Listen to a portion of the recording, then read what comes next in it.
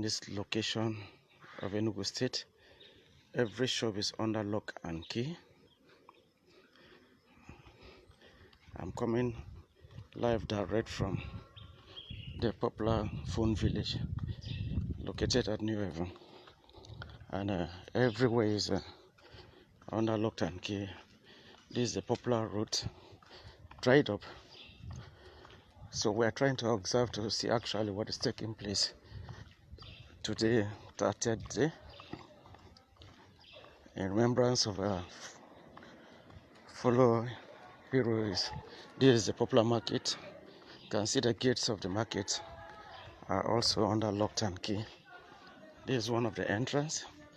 For you to confirm my report, you can see the chain and the key in one of the gates of the popular market called New Haven Market. These are all shops. The popular road everywhere under lock and key, both up and down. This is the second gate, locked and key.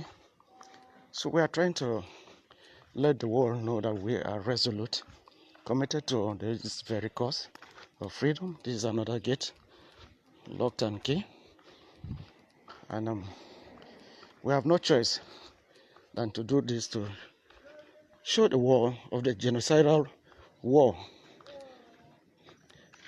that our parents went through, and today we are the survivor of that war, and we need to remember them. So this is the last entrance. It's also under locked and key. So this is the popular market. As I earlier said, everywhere is locked up. Everywhere is locked up. It's a very big market. There is some outlet where they sell vegetable. You can see the tables on both sides of the road. So we want to let the world know that we are formidable, we are serious in this cause in which we believe in, and there's nothing that can deter us from what we believe in. So this is how it is. Usually you'll see this is where the houses occupy, selling their carrots, their vegetable. All the tables are turned up and down, and you can see here we are, and in my location things are really being kept the way it ought to be. Things have been kept the way it ought to be. So this is the popular Shima Avenue route. You can see I'm in the middle of the route doing this live coverage. I'm in the middle of the road. Both shop left and right are all under locked and key. Both left and right are all under locked up. So this live report coming from New Haven exists. Today being the 30th May 2025, being observed as Biafran Remembrance Day. So this is a live video.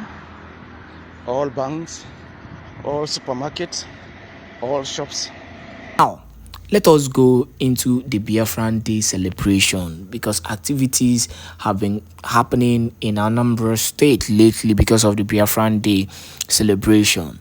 The police, are trying to truncate that. They are trying to make sure that, they find a way to cause propaganda in Biafraland on Biafran Day. But the reality is that nothing is going to stop that celebration, because it's something that Biafrans are doing, so that they celebrate their loved ones, their heroes who have committed their life in fighting for the freedom of their people. So on that note, let us give you the news as is coming from Anambra on Biafran Day celebration, as Anambra Police Command vows to confront separatists. Now, the issue is that these people want to end up buying innocent people again. This is not the first time they've actually done this. They've pied innocent people, and the way the zoo police have been threatening on that they are going to attack Biafrans on Biafran Day is something that actually still baffles me. And I keep on asking this question: why are international communities not saying anything about this? But they are quick to find something against Biafrans, but yet they fail to speak out for the innocent people when they are being attacked by these so-called security agencies. Now let us go fully in detail of that news. Police in Anambra State have vowed to tackle any threat to peace arising from separatist elements who plan to mark the Biafran Day celebration on Friday. Already, some schools in Anambra have declared Friday lecture-free day because of the threats from the separatists. It wasn't a threat actually, but let's continue. The State Police Command said it has also made strategic deployment of operatives to various areas, especially popular junction, to ensure that no threat to life arises. A statement by the State Police Command spokesperson SP Tochukwu Ikenga said operatives of the command are fired up and very motivated to face challenges. Ikenga said a closed-door meeting of the Anambra Security Service Commander has been held ahead of the illegal Biafran Day celebration scheduled for 30th May 2025 by some criminal elements. Now, who are the criminal elements? That is the first thing I'm asking the police. So it is now a bad thing, for Biafrans to decide to celebrate their people. These people are the major problem, we are having in Biafraland, and that is why Biafrans continue to, clamor for the removal of every security apparatus in Biafraland. Let us round up the news. As he said, police-led joint security force comprising the Department of State Services, DSS, Nigerian Security and Civil Defense Corps, NSCDC, Federal Road Safety Corps, FRSC, other security agencies as well as the Army and Navy complementing the security deployment have intensified patrols and taken over the strategic junction in Awka, Onitsha, Nnewi, Ihiala, Oraifite, and many other parts of the state. This demonstrates the commitment of the security agencies to maintaining security and order as their heightened presence aim to deter criminal activities, reassure the public, and provide a safe environment for citizens and visitors alike. Finally, this collective effort has further strengthened the resolve of the security agencies to tackle threats to peace and security in the state, fostering a safe environment through community police collaboration. He added that the Commissioner of Police, CP Ikioyi Orutugu, has noticed the increased motivation of the police and other security agencies stemming from the cooperation and support received from Anambra residents in joining voices to condemn any act that threatens peace in the state. Why can't the police, the Navy, the DSS, the NSCDC, and the rest of them go to the northeastern part of the Zoological Republic of Animal Kingdom, where we've had a lot of massacres of Christians? Why can't they go there and protect that place? Why can't they go there and fight the Rakaroa, this BH and these bandits? Let them leave Biafrans alone. Let Biafrans celebrate their day. It is a special day. It is a special day set aside for the heroes, people that have lost their life by these same security agencies. You know, over 200 persons were killed, just the same way they were threatening, you know, Biafran. Biafrans came out unarmed and they were killed. But I know all these things is just to make Biafrans scared, because come what may, the Biafran Day celebration will definitely hold. On that note, I thank you once again for joining us. God bless you, my people. If the army doesn't kill you, the police will kill you. If the police doesn't kill you, Fulani terrorists will kill you. If they all fail to kill you, hunger and deprivation will kill you. There is only one solution: to kill Nigeria before Nigeria kills everybody else. What is happening in the zoo today is a very clever ploy by Britain. Not all British people, mind you, because there are wonderful people in Britain. But those that are referred to as neo-colonialists. Nigeria was designed to hold us down, everybody. It doesn't matter who you are. Even the Fulani that you think are having fun, most of their people are suffering and crying as well. Only if they can settle down and listen to this very gospel and the ones we have preached before now, they will begin to appreciate our magnanimity. Because we want to save everybody, even beyond the borders of the zoo. We want to save every African man and woman, child, every black person right across this very planet Earth. If they are willing and able to learn, then we all are going to be free. The task is huge, it is enormous, because our enemies are sophisticated, they are embedded, they control the media, sometimes they even determine the narrative. They can say that an innocent man is guilty and you all will swallow it. They can say that a guilty man is innocent and all of you will swallow it. That is why it is very, very critical that people are educated, that they understand what is confronting them and be able to develop the ability to counter every move of the enemy. As you all know very well, the zoo, the media, not just in the zoo, but all over the world, they have been bought over, as you all know, very, very clearly. If we fail to do something about our situation, we are all going to drown. We would all perish. Unless you are understanding and discerning enough, you will not know that you are in bondage in the zoo. Our approach to these issues, or should I say my prescription, is tough love, not one words that get you nowhere. That is why we do things the way we do them. That is why we give you the truth raw. Some people say we are insulting them. Some say we are rude, we are arrogant. We accept.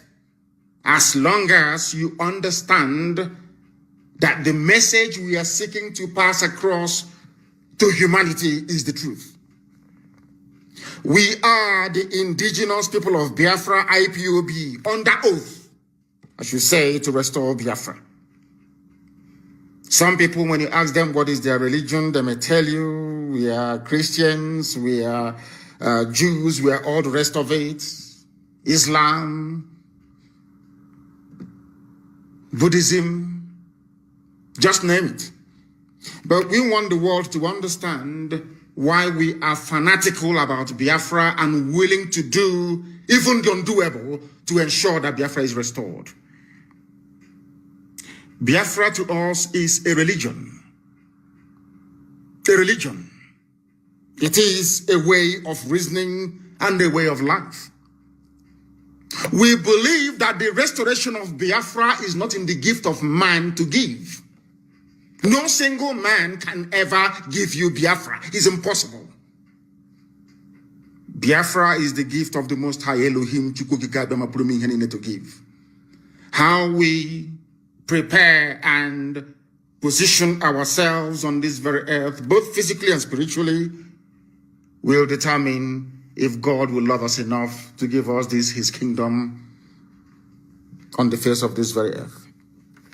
That was why in his infinite mercy, Eastern Security Network was established to secure our land. And anybody foolish enough, anybody stupid enough to seek confrontation with us, as I have said previously, before you come to look for us, before you enter into our forest to perhaps die there, because you all will perish anyway. Look at Yemen, look at Somalia, and look at Syria. Let them be at the back of your minds. Whoever is charged with making that very decision to launch an armed confrontation against the Eastern Security Network. I'm saying this to the hearing of the whole world. As you all know me, I do not do anything in secret. Everything we do is out in the open. Anybody foolish enough, because I know the Janjaweed, they're very foolish. You know, the Fulani, they have what I call the mentality or the mindset of Mohammed Siad Barre, the erstwhile president of Somalia. They never reason, they never listen. They are not intelligent enough to understand when the end has come. The only people supporting them is Britain. And we are not going to fool ourselves. Britain does wield a very considerable clout. They are taking our oil in our land. Now they have found gold also in the north. So the zoo has never failed, not once in its entire, should I say, 60-year history, to serve the interest of our colonial masters, those that created us. People say God created. I said to them, you are very, very foolish. God never created Nigeria. Man and their own deed. They are mortal flesh and they are dead.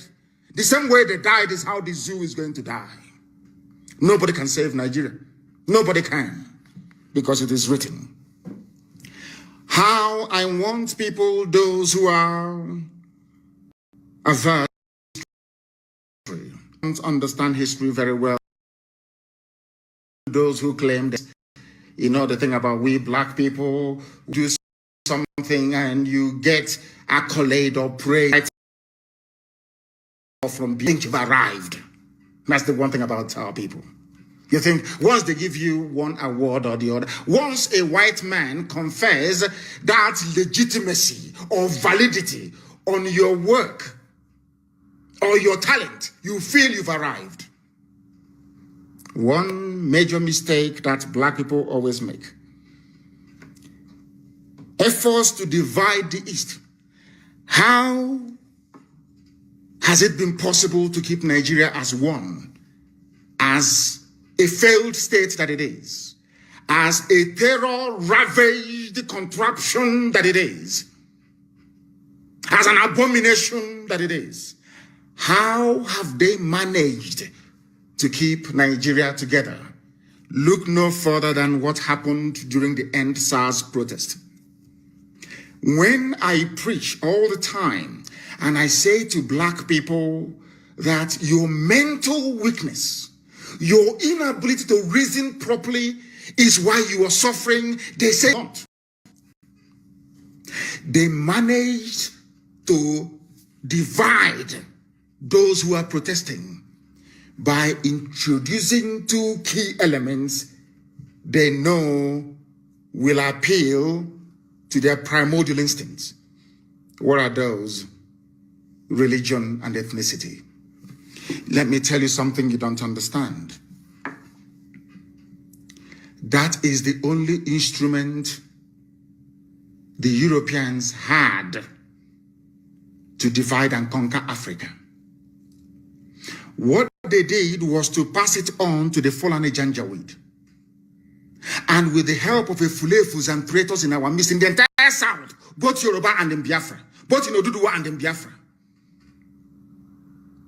It appears that they have managed to now gain the upper hand in the past decades.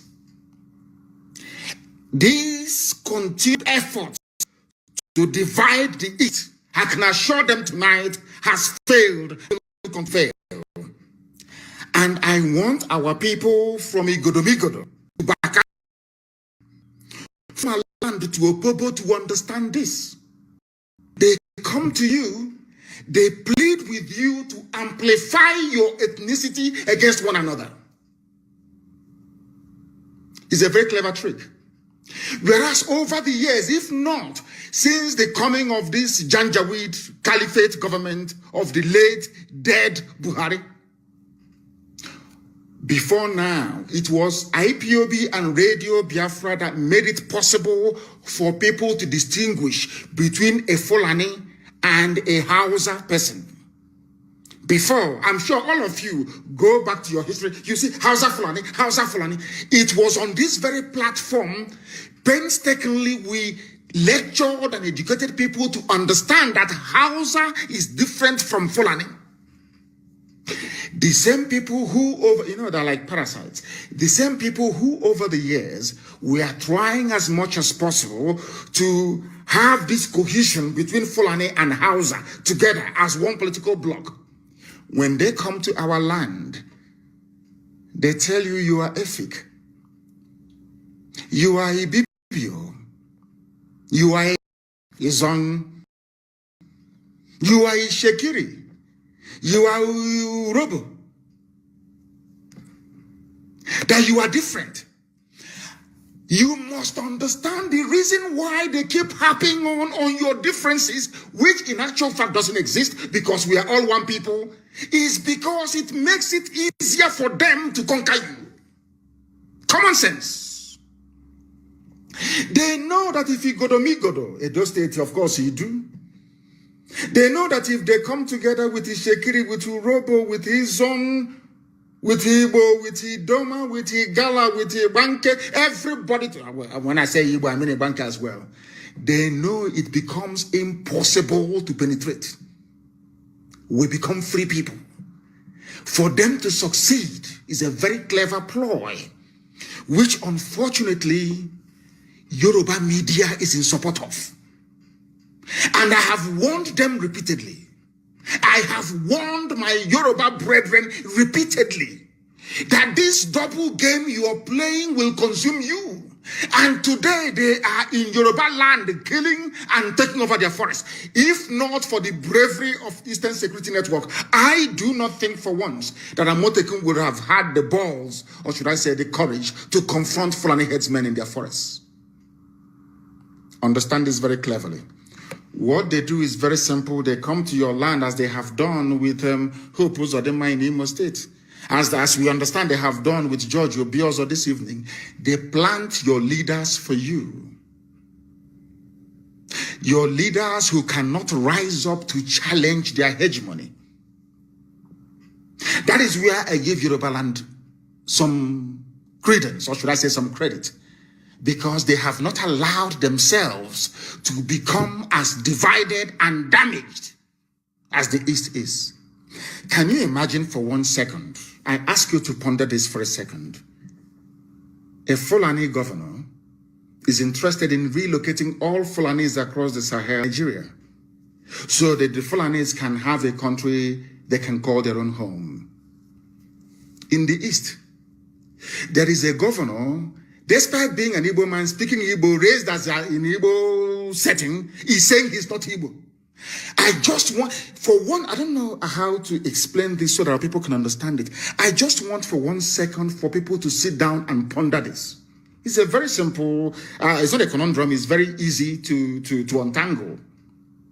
The person telling you that you are from Niger Delta, the person telling you to accentuate your ethnicity or your tribe, as the case may be, the person telling you that you are not related to an Igbo man, the person telling you that you are not Biafra, the person telling you that Efik is different from even Ibibio is different from Anang. Man telling you this is bringing his brothers and sisters from Senegambia, from Mali, from Niger, as Fulani headsmen, as bandits, as terrorists, to come into our country, into our space, to take it over. You, his counterpart in the East, you are doing your level best to make sure you divide your own people. And when you go to some of these people, they will tell you that divided we fall, united we stand. And that was a very clever thing they did. And that was how they managed to divide us, weakening us and making it easier for them to plant Hopos or them without election as Imo State governor, and now to plant George Obiozor as Ohanaeze president. I'll get to that later on. Britain knew that the light of Africa will come from the land of Biafra. They all know it all over the world. As I told you earlier, 2 years ago, I told you that I was at a meeting with the UN officials in Geneva. And one of them said to me, it is not that we don't talk about Biafra or want our member states or nations to understand what is going on in the land of Biafra. But as soon as we mention the word Biafra, they all get up and walk away from the room. I announced it here live on this very platform, Radio Biafra. Some of you didn't actually absorb it. Some of you don't know the obstacle that Biafra is facing. You think Biafra is easy to get. No, it is not. No, not at all. The enemies we have outside is uncountable, not because we have done anything wrong, but because Britain realized that with Biafra existing as a free nation, that every black person around the world will become free. They understand that. It's just like when you go to a stream and you don't want people to drink the water coming from that very stream. You go to the source of the water and you pollute it. Because if you come downstream and you pollute it, people can still go to the middle or even to the front to go and fetch clean water. So if you don't want people to drink from a particular stream, you pollute it from the source. They know that the source of freedom for black people, both those in North America, those in South America, those even in Papua New Guinea, those everywhere around the world, they know that Biafra is the key.